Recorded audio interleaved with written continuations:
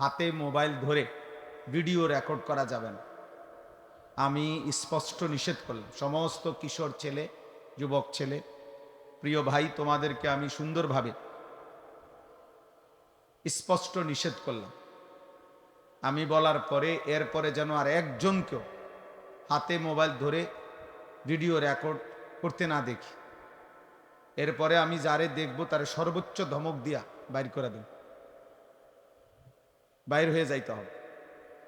আর নিজের থেকে চলে গেলে আরো আলহামদুলিল্লাহ। 2 নম্বর কথা হলো, যারা দাঁড়ায় আছো সবাই বসতে হবে, আর নাই তো চলে যাইতে হবে। এই জন্য ভাই বসো।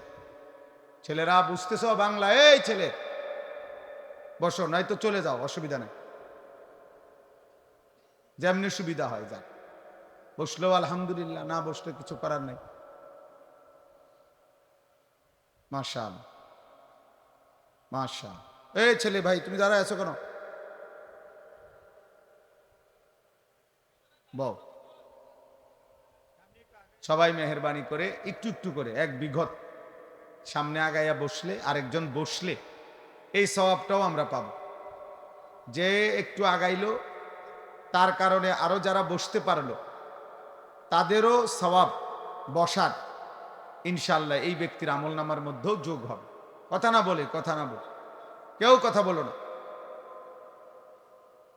সবাই তো নড়লা না ভাইয়া, সবাই তো নড়লা না। আরে সবাই একটু একটু করে আগাও, একবারে ফাঁকা জায়গা পূরণ করে বসো। নওজোয়ান ছেলে তোমরা ভিতরে ঢোকো, তাইলেই তো ফাঁকা জায়গা পূরণ হয়। মাশাআল্লাহ।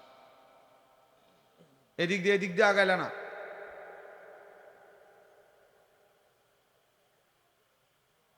এই ফাঁকি দিয়ে ঢোকো।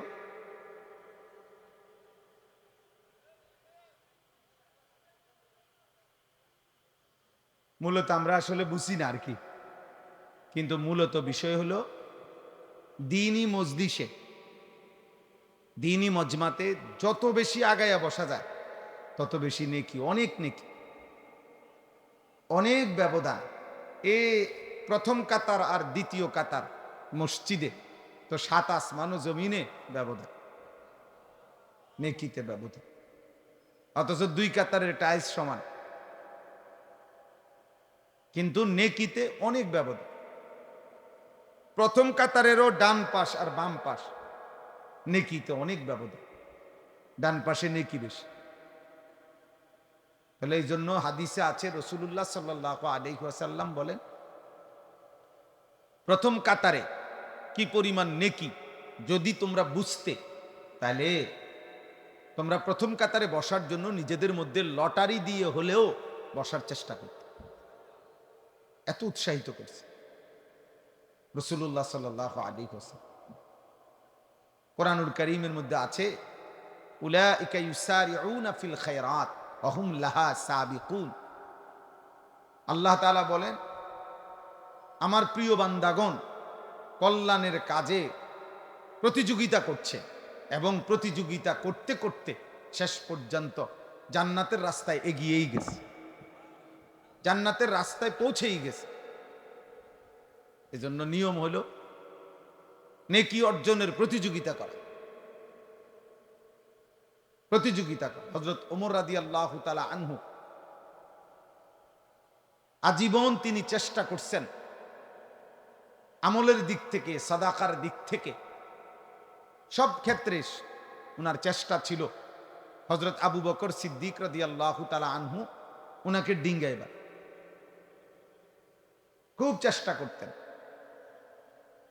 বহু চেষ্টা করে তাবুকের যুদ্ধের পরেও সর্বশেষ তিনি ঘোষণা দিয়েছেন হযরত আবু বকর সিদ্দিককে, যে লা ইউসাবিকুকা আহাদুন, না আসলে আবু বকর, বাস্তবিক অর্থে তোমাকে কেউ ডিঙ্গাইতে পারবে না। নেকিতে তোমারে আগানো কঠিন, তোমার চাইতে আগে বাড়া কঠিন। অর্থাৎ সমস্ত নেক আমলের ক্ষেত্রে সাহাবাই কেরামের মধ্যে আবু বকর রাদিয়াল্লাহু তাআলা আনহু ছিলেন শীর্ষে। নবীজি সাল্লাল্লাহু আলাইহি ওয়াসাল্লাম কিতাবের মধ্যে আছে, নবীজি সাল্লাল্লাহু আলাইহি সাল্লাম একদিন আসরের নামাজের পরে সাহাবায়ে কেরামের সামনে জিজ্ঞেস করতেছিলেন যে আজকে তোমাদের মধ্যে নফল রোজা রেখেছো কে? হযরত আবু বকর সিদ্দিক রাদিয়াল্লাহু তাআলা আনহু বললেন, আমি, আনা। নবীজি বললেন, আজকে কারো জানাজার নামাজ পড়ছো এমন আছো কে? নবীজি সাহাবী আবু বকর সিদ্দিক বলেন, আনা, আমি। নবীজি বললেন, আজকে কোনো অসুস্থ রোগী তার সেবা শুশ্রূষা করতে গেছো এমন কে? আবু বকর সিদ্দিক রাদিয়াল্লাহু তাআলা আনহু তিনি বললেন, আমি। নবীজি বললেন, আজকে কিছু টাকা পয়সা সামান্য হলেও আল্লাহর রাস্তায় সাদকা করছো কে? আবু বকর সিদ্দিক রাদিয়াল্লাহু তাআলা আনহু বললেন, আমি। নবীজি সাল্লাল্লাহু আলাইহি সাল্লাম বললেন, হায়, এত গুণ যার একদিনে একসাথ হইছে সে তো জান্নাতে চলেই গেছে।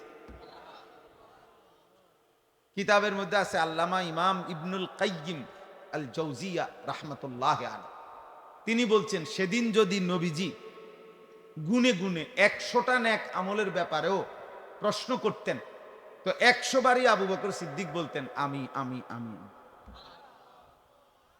এমন ছিলেন তিনি, এমন ছিল।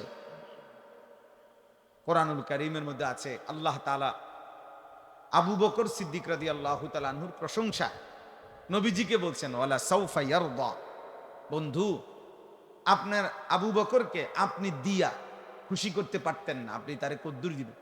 জান, আমি আল্লাহ ওয়াদা দিলাম, আমি তাকে খুশি করে দেব। এবার আল্লাহ তাআলা কি পরিমাণ খুশি হয়েছেন। এই জন্য ওমর রাদিয়াল্লাহু তাআলা আনহুর মতো সাহাবী উনাকে বলছে যে, হ্যাঁ আবু বকর, তোমাকে কেউ ডিঙ্গাইতে পারবে না, তোমার আগে বাড়তে পারবে। তো সাহাবায়ে কেরাম প্রতিযোগিতা করতেন নেকি অর্জনের জন্য, জান্নাত কামাই করার জন্য, আখিরাতের জন্য। ফাস্তাবিকুল খায়রাত, আল্লাহ তাআলা বলছে তোমরা কল্যাণ অর্জনে প্রতিযোগিতা করো। আজ আমরা গুনার প্রতিযোগিতা করি, আল্লাহর নাফরমানি, অসভ্যতা। এক এক যুবক সর্বোচ্চ চেষ্টা করে তার বন্ধুদের চাইতেও বেশি অসভ্যতা, নোংরাম, উলঙ্গতা, বেহায়াপনা, চরিত্রহীনতা কে কত বেশি করতে পারছে। মোবাইলের বাহার, অসভ্যতার বাহার। এক একজন মনে করতেছে উল্লাস, আমি গুনার প্রতিযোগিতা করতেছি, গুনার প্রতিযোগিতা করছি। নাউজুবিল্লাহ। অথচ আল্লাহ তাআলা বলছেন, ওয়ালা তাকরাবুল ফাওয়াহিশা মা যাহারা মিনহা ওয়া মা বাতান, অশ্লীলতা, বেহায়াপনার প্রকাশ্য কিংবা গোপনে বেহায়াপনা, অশ্লীলতার কাছেও যেও না, কাছেও যেও না। ওয়ালা তাকরাবু, কাছেও যেও।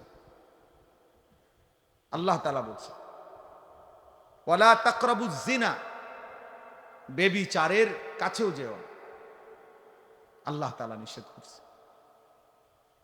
ইন্নাল্লাযীনা ইউহিব্বুনা আন তাশিআল ফাহিশা ফিল্লাযীনা আমানু লাহুম আযাবুন আলীমুন ফিদ দুনিয়া ওয়াল আখিরাহ। আল্লাহ তাআলা বলেন, নিশ্চয়ই যাদের দ্বারা ঈমানদারদের সমাজে অশ্লীলতা ছড়িয়ে পড়ে, ছেলে মেয়ে নারী পুরুষের অবাধ মেলামেশা, যেই সমাজে যাদের দ্বারা ছড়িয়ে পড়ে, আল্লাহ বলেন আমি ওয়াদা দিচ্ছি তাদেরকে আমি দুনিয়াতেও আখিরাতেও নিকৃষ্ট আযাব দেব। আরে বেটা, এর চাইতে বড় আযাব আর কি? তোকে মানুষ চরিত্রহীন মনে করে, তোরে মানুষ জুয়ারি মনে করে, তোরে মানুষে নেশাখোর, ফুট্টাখোর মনে করে। এর চাইতে বড় লানত তোর জীবনে আর কি? তোরে মনে করে মানুষ যে নারীর পিছনে ঘোরে, জেনা ব্যভিচারের আড্ডায় ঘোরে। তে এর চাইতে বড় লানত, অপমান আর কি?